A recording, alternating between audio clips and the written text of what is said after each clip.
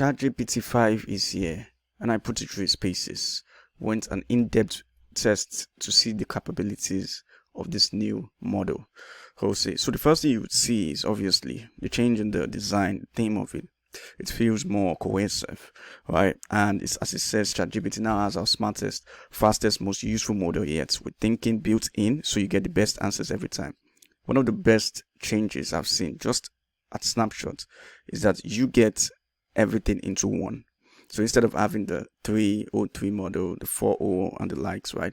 Everything is mixed into just one, which is ChatGPT 5. And this is the flagship model. It's available for all users. It came out at the same time for everybody. And obviously with the Pro, you have the thinking and the research grade intelligence, right? It's a rollout, so things are still coming out. But yeah, at the moment, this is how it is. So it still also has the agents, right? The agents mode.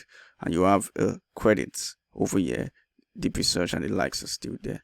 So this is a really, really good thing. And I'm going to go right straight into testing to see how advanced it is. And what other way than to first get a concise comparison between ChatGPT 5 and 4, covering the reasoning and the likes. So yeah, it's pretty fast.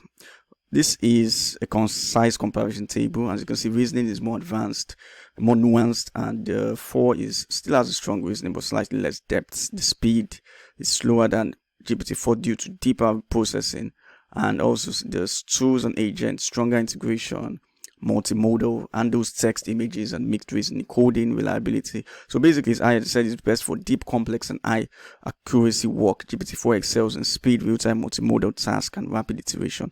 So the good thing here is that it does the selection of the model for you, obviously, except you do select the thinking. But this 5, everything is concised into it, so you don't have to change between. And I think that's one of my favorites at the moment.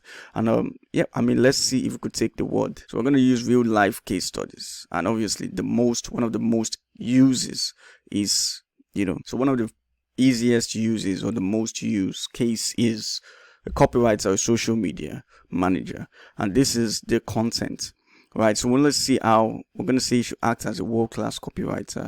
And I'm going to take a YouTube video and we propose it into a blog article, a thread, and 3 email subject lines. So I copied one of my transcripts for a video of mine. Let me just put it over here. Okay, so that's the transcript. And let's test it. Let's see how it's going to come out. That was fast.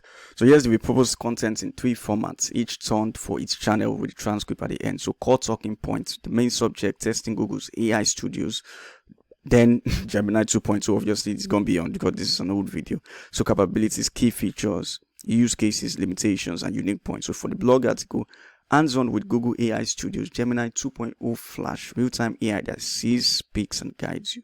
That's a nice title. And here's the blog. In the live test, you see what you see, guide step by step, solve on-the-spot problems, adapt its personality, setup is simple, you log into Google AI Studio, select stream time. Oh, this is nice, very, very. So here's the Twitter extract. It still has some of this annoying emojis, but just tested Google AI Studio in real time. What Excel help? Visual intelligence is next level. You choose camera view. Oh, this is nice, and it causes. So it's free for now. Email subject line. Meet the AI that can see you and talk back in real time. Google's new Gemini 2.0 Flash just changed AI forever. Your AI co-pilot has arrived and it's looking right at you. It's not bad email subject lines. It's not bad at all. So the full transcript has provided your message retained in original format for reference. Oh, this is nice. It's really, really cool. Okay, not bad. So what I'm going to do now is, a lot of people sometimes usually rephrase or rewrite, the same article or the same passage with different voices. So here's what I'm talking about. So I'm going to say, rewrite this same passage in the voice of a stand-up comedian, a concerned parent, an unfiltered tech pro, and keep the facts intact, and only the tone and personality should change. So let's see how good it is at paraphrasing. It is really fast. So stand-up comedian. So I took this new thing called Google. So I tried this new thing called Google's AI Studio Gemini 2.0. Sounds like a Marvel villain, right? But no, it's an AI that sees you, through your camera. It looked at me and went, "You're wearing a black leather jacket." And I was like, wow, finally, someone notices. It's not bad at all. Let's check for the concerned parents. So I just tested something called Google AI Studios Gemini 2.0 Flash, and honestly, I have mixed feeling. Yes, you can see what's on your camera or screen and guide you through tasks. like fixing an Excel sheet, or even telling you how to adjust your max brightness. He even described my background accurately, which was a little unsettling. I get it, it's powerful. Real-time visual. What worries me is that it's free for now. That usually means they want as many people as possible hooked before they start charging. And once you rely on it, you can imagine work without it. Solid points there. And our Filter Tech Pro, just played with Google AI Studio's Flash. Straight up insane. It's like ChatGPT but on steroids. Real-time vision enabled, voice spitting beast. Points your camera at yourself. It tells you exactly what you're wearing. Share your screen with your Excel. You get the point. So if you want, I can also do a Shakespeare. So it's nice. It gets the gist. And the prompts are really, the outputs, are really, really good. So let's do a real life solving problem. Obviously, they're all real life cases we've been using, but this is more of, so you see a small DTC startup sells eco-friendly water bottles. Right, so step 1, based on common e-commerce pitfalls, identify the top 3 growth constraints. Step 2, for each constraint, propose 1 practical experiment. So step 3, for each experiment, forecast likely outcomes and define success metrics, and we'll measure impact. So structure the answer in ordered steps where each builds on the previous, and avoid a generic summary. Walk through the approach step by step. So let's see what this is going to spit out. And as you can see, I am using the ChatGPT 5 and not the thinking, because this is for the Pro. For the Plus, this is for the Pro. I want to make sure that everyone, can utilize and can see exactly how it is. I'm still going to check out the thinking afterwards. So yeah, spitting it out. So you can see step 1, identify the top 3 growth constraints. So you could have conversion friction on PDP checkout, the symptoms, vague eco claims, thin social proof, nice, low AOV, limited margin headroom, symptoms, most orders one bottle, no bundles. It's true. Channel concentration and weak owned audience capture.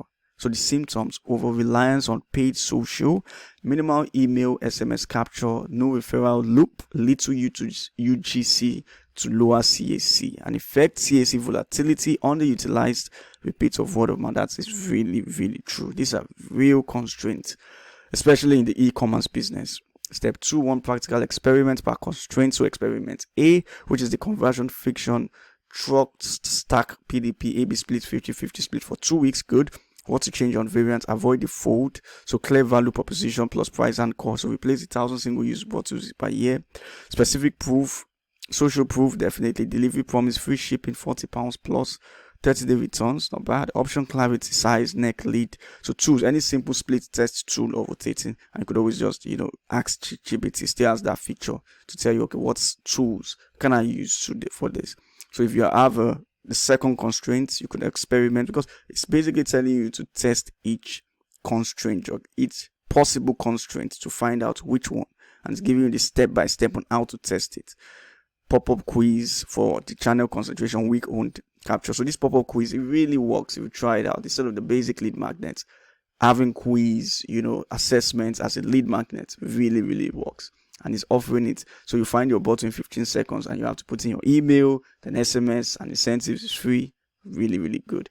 So step 3, forecast and success metrics. So experiment A, trust stack. So your primary metric, you have to check out your PDP to ATC rates plus 20 to 40%. Secondary checkout starts rates, checkout compare rates, the guide rails, and the likely outcome. And it goes on like that, right? And how the steps build together: you fix your PDP friction, so you convert existing traffic, you increase your order value, so each conversion throws off more gross profit, and you capture and compound by attracting them with your quizzes and the likes. It's a really, really good, solid marketing plan, right? And they did that, so you could always check it out. That's good. So we're going to try another prompt. So this is an autonomous AI focus. So you are an autonomous AI focused on increasing newsletter signups for an AI blog. So simulate a 30-minute work session by narrating which tools you'd open, what research you'd run, which draft output assets you produce, and write it in a time-stamped tax. So let's see what it does. So yeah, it's simulated 30-minute AI work session. So the first 5 minutes, tool setup and data review. So open Google Analytics, definitely. So you could check current blog traffic patterns, your most visited post, bounce rates, and existing newsletter sign up. conversion rates. Open Hotjar or Microsoft Clarity review heat maps, definitely, of top blogs posts to see where attention drops up, and your sign up form is visible in high scroll areas. And you open SEM Rush, identify which keywords are bringing traffic and which posts are ranking in top 10 position. So highest intent to subscribe. Then from the 5 to the 12th minute audience and capture competitor research. Very important, competitor research. So you search for top AI newsletters, reviewer, they pitch their newsletter in their blogs. Take screenshot of about 5 to 7 competitors' newsletters. Note what benefits they emphasize with exclusive insights, weekly summaries, tools, and trend analysis, and identify common CTA structures. So benefits first, headlines, audience triggers, and value stacking. A lot of people start from there, right? And this is obviously starting from the setup review, from the data review before going that. I know I used to do that before, the other way around. So 12 to 18 minutes offer and messaging ideation. So you draft 3 potential lead magnets tied to existing blog content. AI trends weekly. So a curated digest of top AI breakthroughs. Not bad. Prompt engineering playbook. Free PDF with 15 plus optimized prompts and early access to AI tools reviews. That's not bad. So you can write 3 combos for each using Copy AI or Jasper to speed. It's even recommending the other AI. So shortlist top 2 lead magnets for testing, asset drafting, deployments, and next steps. And if you want, I can want the next phase of the simulation where I actually draft 2 A/B split tested CTAs and a lead magnet landing page copy. That's not bad at all, right? The prompts are more concise and more real. That's what I would say. So let me see, and I'm using 5. I'm not using thinking because obviously with thinking is going to be way more. Let's check it out. All right, let's try thinking out. So I'm going to use the rest for thinking. So let's see how this prompt goes. So let's see, using the HTML canvas, let's see how you can create an animated constellation of 150 particles drifting slowly. So basically, I like this notification how it pops up. So yeah, obviously, definitely, this is the code. We wrote everything fast. So what we're going to do, we're going to run the code and see. Oh, this is really, really nice. All right. Let's go over to another prompt that I did earlier. So I can easily stop it. And I could cancel it over here as usual. So I did this earlier to test the sales funnel. And as you can see, there's not too perfect, obviously, a little bit off because of the prompts I did use, but it did do the message of what exactly I asked for. So that's nice. So last but not the least, let us check out the agent prompt. So I'm just going to come over here. Go over to agents mode, then put this task.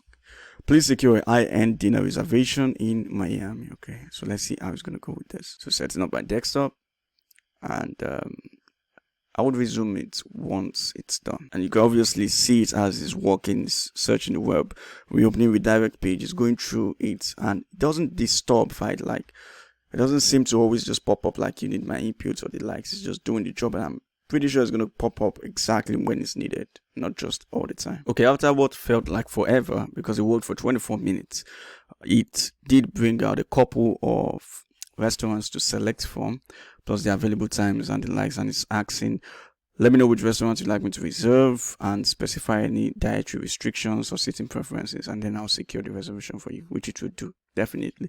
It is good. It didn't disturb, and it's just access when needed. So yeah, there you have it, right? To summarize the strongest improvements, obviously it has to do with the fact that you get to have everything built in just one single model as opposed to switching between models. That's really, really good, and the design is nice. The outputs are way better, and the rough edges around it obviously is the time it takes with thinking and specific tasks like the agents, because who's going to wait 20 minutes to book on? Obviously it might take you manually, but regardless, it's going to get faster over time. So obviously, and who should upgrade? I mean, it's free for everyone, ChatGPT 5. And obviously, if you want a deeper analysis, stronger outputs, then obviously you should get the thinking. I'm going to do other videos comparing it with Grok's latest models, with Gemini latest models, and see which one is the best. So without further ado, let me know what you guys think in the comment section. Like, share, subscribe, and I'll see you in the next one.